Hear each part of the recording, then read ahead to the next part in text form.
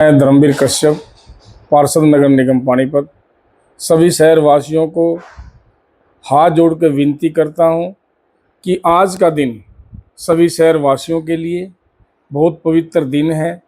और आज ये दीपावली का जो त्यौहार है, बहुत ही पवित्र त्यौहार है। आज ही के दिन श्री रामचंद्र जी रावण का वध करके अपने अयोध्या लौटे थे। इस पवित्र त्यौहार को सभी शहरवासी बहुत प्रेम से, पवित्रता के साथ मनाएं।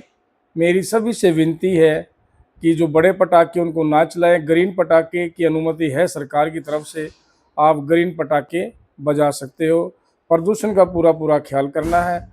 और मेरी एक और विनती आप सभी शहरवासियों से, मैं भैया दूज की सभी को शुभकामनाएं देता हूं। और इस पवित्र बहन भाई के पवित्र दिन को मनाने के लिए भी आपको मेरी तरफ से हार्दिक आभार, शुभकामनाएं।